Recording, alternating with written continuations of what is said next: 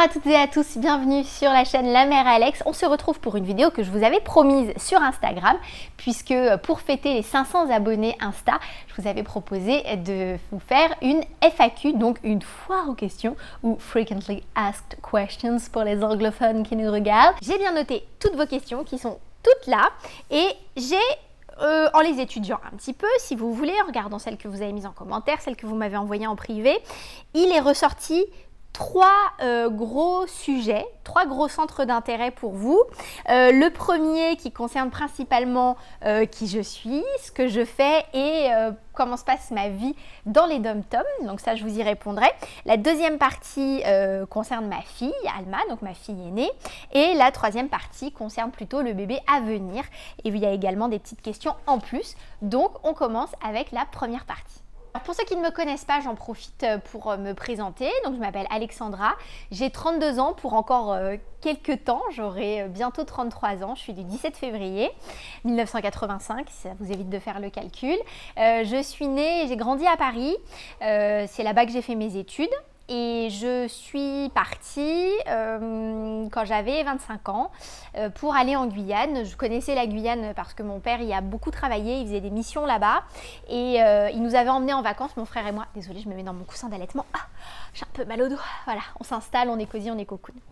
Il nous avait fait découvrir, moi j'avais adoré.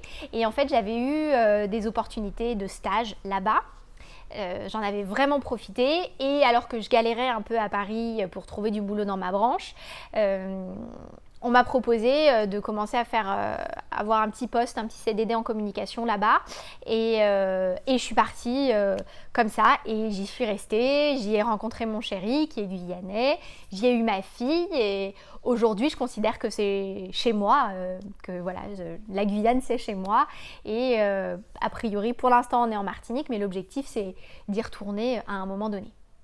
Ce qui m'amène donc à notre première question, ce que je fais dans la vie. Eh bien, dans la vraie vie, je suis journaliste. Ce sont les études que j'ai faites. J'ai fait de la communication et du journalisme, mais j'ai décidé de me tourner plutôt vers le journalisme. J'ai travaillé dans des rédactions télé, dans des rédactions radio. J'ai également travaillé pour des programmes, plus de divertissement, des choses comme ça, où je tenais des rubriques. C'est ce que je fais en ce moment à Martinique, donc sur la chaîne La Première, qui fait partie du groupe France Télévisions. J'anime une rubrique 2 fois par semaine. Si vous voulez, je vous mettrai le lien des replays en barre d'infos si ça vous amuse d'aller jeter un œil. Donc voilà ce que je fais et il se trouve que je suis à mon compte, j'ai ma société de production, ce qui me permet de travailler un petit peu où je veux, même si c'est pas forcément très simple d'être dans ce statut-là. Aujourd'hui, je ne gagne pas ma vie aussi bien que je le souhaiterais, je ne travaille pas autant que je le souhaiterais, mais c'est un métier que j'aime énormément. Pour moi, le journalisme, c'est un moyen d'aller à la rencontre des autres, de découvrir des personnes, de découvrir des endroits, des façons de vivre et voilà, moi le journalisme que j'aime pratiquer, il est un peu d'un style documentaire, j'aime faire des portraits, j'aime rencontrer les gens et c'est vrai que c'est une expérience que j'utilise beaucoup pour YouTube puisque quand je vous parle, quand je m'adresse à vous, quand je fais des vidéos sur certaines thématiques, je me renseigne toujours, je fais des recherches, j'essaie d'organiser mes infos, enfin voilà, de vous proposer des vidéos qui soient construites comme un article pour qu'il n'y ait pas seulement que mon expérience, mais que vous puissiez aussi en tirer des informations. Pour moi, c'est important de ne pas juste être dans le ressenti et dans le partage d'expériences. Votre deuxième question qui est revenue assez souvent, vous êtes plusieurs à me l'avoir posée, c'est pourquoi je me suis installée dans les dom-toms. Je crois que du coup j'y ai un petit peu répondu, c'était vraiment une question d'opportunité professionnelle. J'ai eu la possibilité de travailler bien plus que je n'aurais pu le faire en restant à Paris ou en région parisienne. J'ai d'ailleurs beaucoup de camarades de promo qui ont changé de vie, qui font complètement autre chose, qui ont abandonné ce métier-là parce que c'était trop dur. Et moi j'ai eu la chance de pouvoir toujours exercer le métier que j'aime. Alors c'est sûr, pas forcément dans des conditions optimales, mais j'ai gardé mon métier, j'ai pas eu besoin d'en changer grâce au dom-tom. Du coup, comment est-ce que je m'organise sans mes proches? Alors, je ne suis pas complètement dénuée de proches. En Martinique, beaucoup plus. Mais en Guyane, non, puisqu'on avait beaucoup d'amis. Enfin, le parrain de ma fille est là-bas. Sa femme et lui se sont occupés d'elle de temps en temps. Il y avait évidemment ma belle-mère qui vit en Guyane, puisque comme je vous le disais, mon conjoint est guyanais, donc on avait mamie quand même sur place. Ma mère, elle, est toujours en région parisienne, et mon père s'est installé en Guyane à la naissance d'Alma. Donc j'avais aussi mon père près de moi. Mon frère lui-même s'est installé en Guyane assez récemment. D'ailleurs, on va aller voir là pendant 15 jours de vacances. Donc après, c'est vrai que ça dépend du rapport qu'on a à sa famille. Moi, j'ai grandi en région parisienne. J'avais une partie de la famille de mon père qui était dans le centre de la France, et toute la famille de ma mère est dans le sud de la France. Donc, de fait, j'ai jamais vu ma famille toutes les semaines. J'ai jamais été très très proche en fait de ma famille de par nos situations géographiques. On se voyait de temps en temps pour les vacances, une fois par an, quelque chose comme ça, mais on n'a jamais été extrêmement soudés. Et puis en plus, moi j'ai une petite famille, c'est-à-dire qu'on n'est vraiment pas très nombreux. Donc voilà, c'est sûr qu'il y a des moments, il y a des gens qui nous manquent, etc. Mais ça permet d'une certaine façon aussi de faire un peu le tri, c'est-à-dire qu'il y a des amis que j'avais, aujourd'hui, soit on se voit de loin en loin, soit on se donne des nouvelles quand on s'en donne et on est content, et si on se voit pas, c'est pas grave. Et les gens qui comptent vraiment, vraiment, on arrive toujours à remplacer la distance, à s'appeler, on se donne des nouvelles tout le temps. Donc non, honnêtement, c'est pas du tout une souffrance. Et puis comme je vous disais, j'avais des amis vraiment très proches, Clarisse, Hervé, enfin des gens comme ça qui comptaient beaucoup et qui comptent beaucoup d'ailleurs, et qui étaient avec nous. Donc non, c'était pas difficile d'être sans les proches. Est-ce que je compte revenir en métropole un jour ? À vrai dire, non. Pour être très honnête avec vous, c'est pas du tout dans mes projets. Si une opportunité professionnelle, que ce soit de mon côté ou du côté d'Eric, se présente, pourquoi pas. Maintenant, c'est vraiment plus un endroit où j'ai envie de vivre. Je suis retournée à Paris quelques fois depuis que je suis installée ici, et honnêtement, c'est plus une vie qui me plaît. Déjà le froid, j'ai pris l'habitude d'avoir chaud, et honnêtement je supporte plus du tout le froid, qui entraîne beaucoup de stress. Enfin, je trouve les gens extrêmement stressés. La grisaille, ça mine le moral. Je trouve que la vie parisienne est beaucoup plus sombre à de nombreux points de vue, surtout depuis quelques années, et c'est vraiment pas une vie qui m'attire en tout cas. Nous, ce qu'on s'est dit, c'est que si un jour on doit retourner en métropole, ce sera dans la moitié sud, ou en Bretagne, ou à la montagne, ou en tout cas tout sauf la région parisienne, quoi. On est prêt à prendre le train, à faire des choses comme ça, mais si on peut éviter les tours de la Défense et le métro et tous ces trucs là, franchement, s'il vous plaît. Ce qui nous amène à la deuxième partie de vos questions, qui concerne donc ma fille. Alors il y a une question qui m'a fait beaucoup rire: plutôt menthe ou plutôt grenadine? Alors ici c'est très variable, moi je suis plutôt menthe, ma fille est plutôt grenadine, même si elle traverse franchement une période menthe en ce moment. Voilà pour la réponse. Est-ce que je suis pour ou contre la fessée? En fait, je sais pas trop.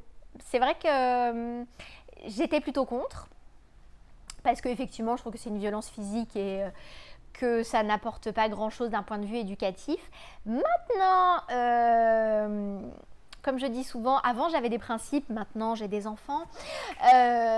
Quand on vit avec un enfant tous les jours, je reconnais que parfois la fessée, ça permet de clore un débat un peu trop houleux, où il y a des mauvaises fessées, hein. Il y a la fessée pour passer mes nerfs en fait, parce que je suis vraiment trop énervée et qu'elle a vraiment dépassé les bornes. Mais en même temps, ça lui fait pas de mal, hein. Je suis obligée de reconnaître que ça lui fait pas de mal. Maintenant, elle en prend pas tous les jours, et c'est pas une habitude, etc. C'est pas mon moyen de réprimande de prédilection. Maintenant, si ça tombe, quoi. Et je juge pas les gens qui mettent des fessées, parce que je crois que quand on est parent, parfois il y a des trucs qu'on maîtrise pas. C'est très difficile d'être parfait, c'est très difficile d'être à l'écoute de tout, d'autant plus qu'aujourd'hui on rebat les oreilles beaucoup avec la communication bienveillante, l'éducation bienveillante, etc. Ce que je trouve excellent sur le principe, et vraiment je trouve ça super, et j'adorerais être en mesure de l'appliquer. Maintenant, j'y arrive pas tout le temps, et j'ai pas envie de me flageller parce que j'y arrive pas, et j'ai pas envie de me reprocher tout le temps de pas réussir à faire aussi bien que dans les livres, et voilà. Donc Moi, ça m'est arrivé enfant de prendre des fessées, je le vis très bien, je n'ai pas fait de procès pour ça contre mes parents. Ma fille a pris quelques fessées. Bon. Ensuite, vous m'avez demandé comment se passe l'école pour elle. Eh bien, ça se passe très bien. Elle est rentrée à l'école à un peu plus de 2 ans quand on est arrivé en Martinique parce qu'elle était propre. Donc, c'était vraiment une chance de pouvoir la faire rentrer à l'école. Elle adore ça. Elle a des copains, elle mange à la cantine, elle aime bien sa maîtresse, elle apprend plein de choses, elle est très curieuse. Et franchement, ça se passe vraiment très très bien. Et pour l'école, il n'y a rien à dire. Elle est en école publique et on est très très contents. Alors, vous m'avez demandé qui est le plus autoritaire avec elle, si c'est son père ou si c'est moi. En fait, je crois pas qu'on soit plus autoritaire l'un que l'autre. En fait, on l'est très différemment. On est assez stricts, tous les deux, sur certaines choses. On a des principes, par exemple le respect, la politesse. Il y a des choses comme ça qui sont pour nous très importantes et sur lesquelles on ne transige pas. Maintenant, il y a des choses qui, moi, vont beaucoup m'énerver, qui vont pas trop énerver son père. En revanche, ce qui est vrai, c'est que je crie beaucoup plus. C'est moi qui crie plus, c'est moi qui m'énerve le plus. Faut dire après que c'est moi qui passe le plus de temps avec elle, hein. C'est moi qui la prépare tous les matins pour aller à l'école, c'est moi qui vais la chercher tous les soirs après l'école. Son père rentre très souvent tard parce qu'il a un travail très prenant et très exigeant. Donc bien souvent c'est moi qui fais la douche du soir, le dîner, le coucher, etc. Et du coup je me tape tous les moments un peu tendus et un peu stressant, etc. Et donc forcément, c'est moi qui m'énerve le plus. Je pense qu'il y a une forme de logique. Après, le week-end, il essaie de passer du temps de qualité aussi avec sa fille, donc il a moins envie de s'énerver, donc il va le faire quand vraiment c'est nécessaire, quoi. Mais non, je pense qu'on est aussi autoritaire l'un que l'autre. Après, c'est moi la gueularde. Est-ce que nous la ferons participer au choix du prénom du bébé ? Non. Non, parce qu'elle est toute petite, qu'elle a 3 ans, que je pense que c'est pas à elle de le faire. On lui dira, mais Alma, elle va vouloir inventer un prénom, elle va vouloir faire des trucs un peu bizarres. Et puis je pense que il faut qu'elle comprenne sa place de grande sœur et c'est pas... Enfin, je sais pas. J'avoue que j'y ai pas plus réfléchi que ça, mais je pense pas qu'on la fera participer au choix du prénom. On pourra la faire participer à plein d'autres choses, le bain, le change, des trucs comme ça. Mais elle touche beaucoup mon ventre, elle est assez impliquée dans la grossesse finalement. Mais le choix du prénom, je dirais non. Et nous voilà déjà à la 3e partie qui concerne le bébé 2.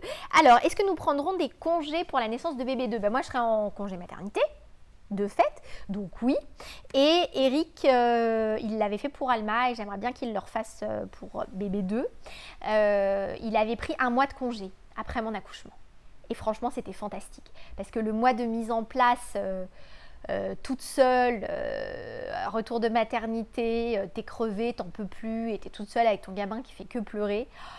Franchement, pour un premier, j'aurais pété les plombs et c'était tellement génial qu'il soit là. Enfin, on a pu vraiment prendre nos marques tous les 3 et là il m'a dit qu'a priori il n'y avait pas de raison qu'il puisse pas le faire pour le 2e, donc ça c'est super cool. Vous êtes beaucoup à m'avoir posé la question du sexe. Est-ce qu'on préférerait un garçon ou une fille ? Honnêtement, c'est une question que je me suis posée pour mon premier enfant et là plus du tout. Pour Alma, moi j'avais très envie d'avoir un garçon en premier pour avoir cette espèce de relation mère-fils et tout. J'ai eu une fille et j'en suis super contente, je trouve ça génial.